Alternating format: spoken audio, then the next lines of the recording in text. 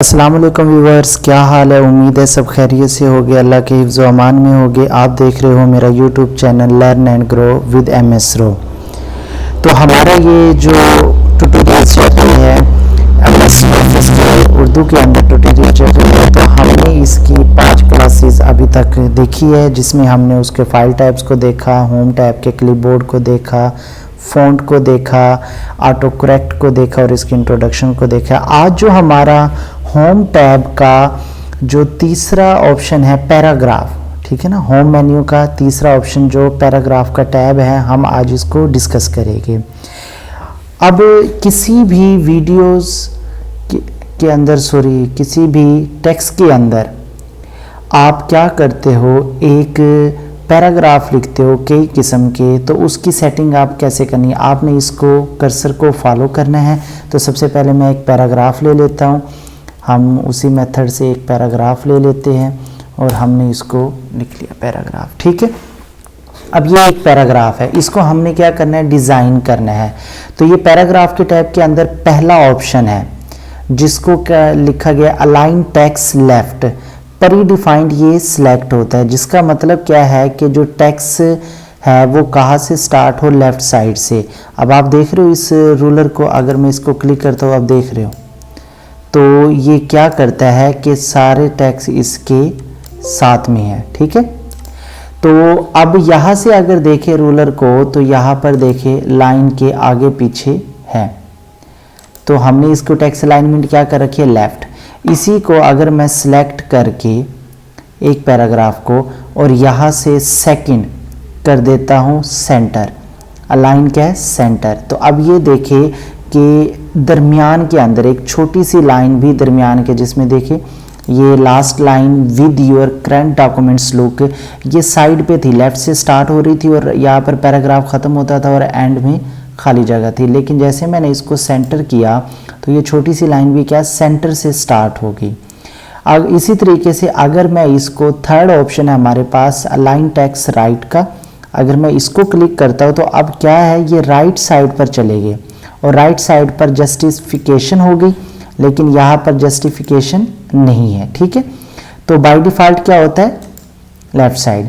और इनकी shortcut keys भी है, जैसे आप इसके ऊपर ये कर्सर लेकर जाएंगे तो नीचे शॉर्टकट की दिखा रहा है, कंट्रोल L लेफ़्ट की है, कंट्रोल E सेंटर के लिए एंड कंट्रोल R किसके लिए है, आपके राइट के लिए, ठीक है। अगर देखो अब मेरा ये यहाँ पर है, मैं इसको यूज़ नहीं करता लेकिन सिलेक्ट है, मैं अगर कीबोर्ड से यूज़ करूँ कंट्रोल E तो ये सेंटर में चला गया, कंट्रोल R करूँ तो ये राइट पे, और दोबारा से कंट्रोल L करूँ तो ये वापस लेफ़्ट पे आ गया। तो ये इनकी शॉर्टकट कीज़ भी है। इसमें एक बहुत ही कमाल का ऑप्शन है 4, जिसको हम कहते हैं जस्टिफाई करना। जस्टिफाई कंट्रोल J के साथ होता है शॉर्टकट की, और ये क्या, मुंसिफाना, मतलब कि जितना लेफ़्ट के ऊपर इस रूलर को फॉलो कर रहा है, ठीक है ना, उसी तरीके से राइट के ऊपर भी क्या करे, रूलर को फॉलो करे। अगर मैं इसको जस्टिफाई क्लिक कर देता हूँ, अब आप देखिए यहाँ पर लेफ़्ट पे भी और यहाँ पर राइट के ऊपर भी जस्टिफाई कर रहा है, मतलब कि एन रूलर के ऊपर पैमाने के साथ ही वर्क कर रहा है। तो इसको क्या कहते हैं, जस्टिफाई करना कहते हैं। उसके साथ एक ऑप्शन है इसके साथ जो लाइन एंड पैराग्राफ स्पेसिंग का है, line spacing and paragraph spacing. अब आपके सामने देखिए ये एक लाइन लिखी हुई है 3 से 4, जिसको मैंने सेलेक्ट कर रखा है पैराग्राफ को। अब इसको क्या करना है, इनके दरमियानी गैप को हम कहते हैं लाइन स्पेसिंग। तो अगर मैंने इसको क्या करना है, कम करना है, तो ये 1 है, आप देख रहे हो 1 करते हुए उनका लाइन स्पेसिंग कम।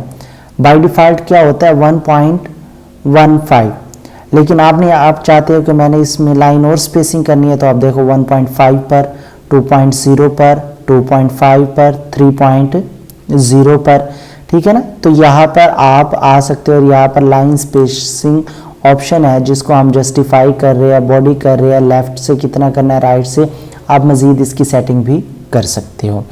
तो ये क्या था, लाइन स्पेसिंग।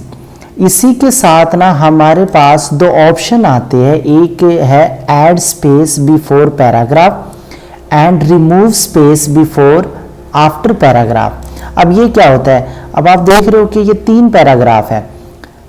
अब पहले पैराग्राफ यहाँ लुक पे खत्म हुआ, यू से स्टार्ट हुआ, लुक और यू के दरमियान में स्पेस है। सेकेंडली यहाँ पर डायरेक्टली पे ख़त्म हुआ, टू से स्टार्ट हुआ, इनके दरमियान में भी ये क्या है, स्पेस है। अगर मैं इसको सिलेक्ट करके दिखाऊँ तो आप देख रहे हो कि इन दोनों के दरमियान में स्पेस है। अगर तो मैंने ये स्पेस क्या करनी है, मैं तीनों पैराग्राफ को सिलेक्ट कर लेता हूँ और मैं कहता हूँ ये दरमियान वाली स्पेस क्या हो जाए, ख़त्म हो जाए। तो इसके लिए मुझे क्या करना पड़ेगा, मैं यहाँ पर जाऊँगा और रिमूव कर दूँगा। अब देखिए रिमूव करने के बाद स्पेस नहीं रही। अब देखो इनके दरमियान में कोई स्पेस नहीं, बल्कि जो वो लाइन स्पेसिंग थी ना, सिर्फ वही 1.15 की वही रह गई है और इसके अलावा कोई भी स्पेसिंग नहीं है। अगर मुझे स्पेसिंग ऐड करनी है जो बाय डिफ़ॉल्ट होती है, तो मैं यहाँ से क्या करूँगा, ऐड कर दूँगा, तो दोबारा से वो ऐड हो जाएगी ताकि हमें अलग अलग पैराग्राफ नज़र आ सके। ठीक है, उसके बाद यहाँ पर फिर ऑप्शन आता है थीम का। ठीक है ना, ये क्या होते हैं, पैराग्राफ। अब ये पैराग्राफ देखो यहाँ पर मेरा कर्सर है पहले पैराग्राफ में, तो ये उसको कलर कर देगा। अब मैं कर्सर ले जाता हूँ बगैर सिलेक्ट किए ही, तो ये यहाँ पर क्या करेगा, उसको सिलेक्ट कर देगा।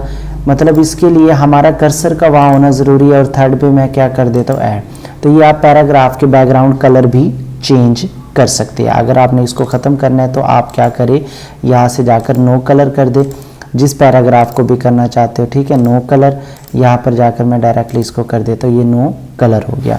उसके बाद एक ऑप्शन है हमारे पास बॉर्डर्स का।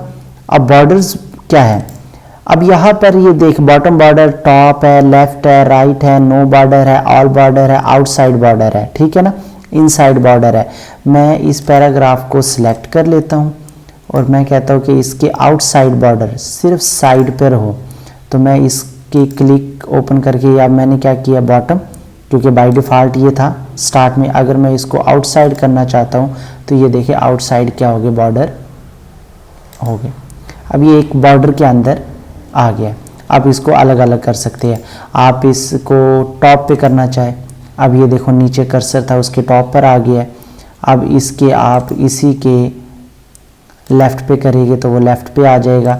इसी के साथ जो आप ऐड करोगे राइट के ऊपर, वो राइट को आ गया, और जो बॉटम में करोगे तो वो बॉटम में आ गया। अब ये दोनों मर्ज हो गए। ठीक है ना, तो इसके बॉर्डर को आप मज़ीद ऑल बॉर्डर कर सकते हो। अब ऑल बॉर्डर का मतलब कि 2 पैराग्राफ थे, उन्होंने 2 पैराग्राफ के अंदर कर दिया। ठीक है ना, इसके बाद इसको आप नो बॉर्डर भी कर सकते हो। हम यहाँ पर एक कर लेते हैं कि आउटसाइड बॉर्डर, हमने एक पैराग्राफ के।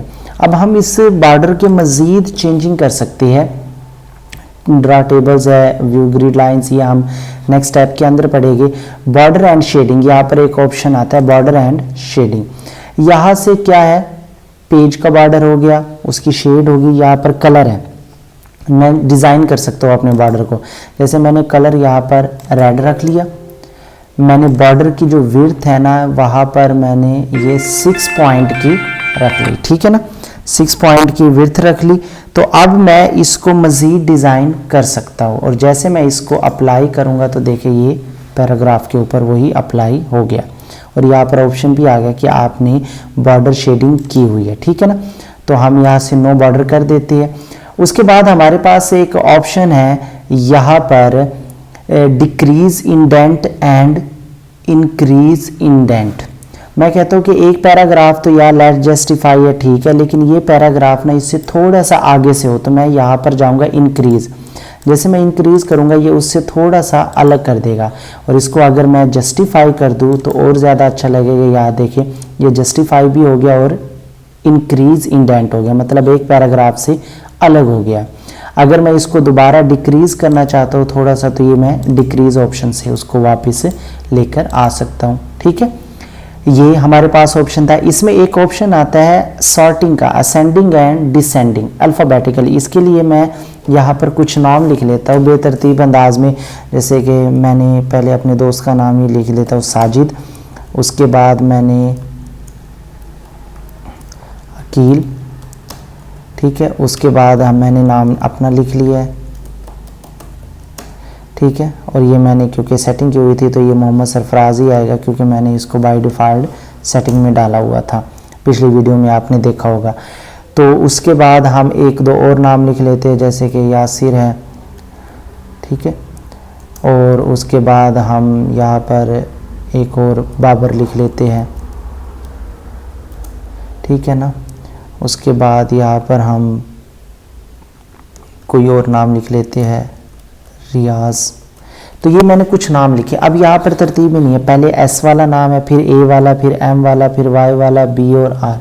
मैं कहता हूँ ये तरतीब में आए, या तो जेड वाला पहले आए या फिर ए वाला। तो मैं यहाँ पर क्या जाऊँगा, इसमें जाऊँगा। पैराग्राफ में है, टेक्स्ट है असेंडिंग एंड डिसेंडिंग।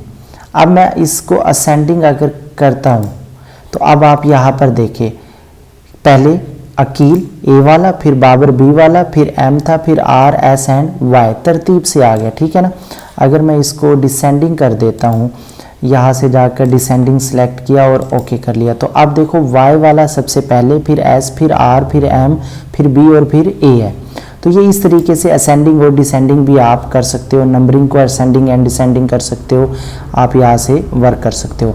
तो आज की हमारी ये वीडियो थी, इसके कुछ टूल्स हम अपनी नेक्स्ट वीडियो के अंदर देखे हैं, वीडियो ज़्यादा लंबी ना हो जाए। तो अभी तक हमने पैराग्राफ को डिज़ाइन करना सीखा, उसको कम्प्लीटली जो पैराग्राफ के ऊपर ऑप्शंस थे वो हमने सारे ही देख लिया। उम्मीद है आपको हमारी वीडियो पसंद आई होगी। अगर पसंद आई है तो हमारे चैनल को सब्सक्राइब करें, वीडियो को लाइक करें और शेयर करें, और ज़्यादा से ज़्यादा हमें फीडबैक दे, आप मैसेजेस करें। अगर आपको कोई चीज़ समझ नहीं आ रही, आप इसमें कोई सवाल है तो आप हमें मैसेजेस दें, हम आपको रिस्पॉन्स देंगे नेक्स्ट वीडियो के अंदर। अल्लाह हाफिज़।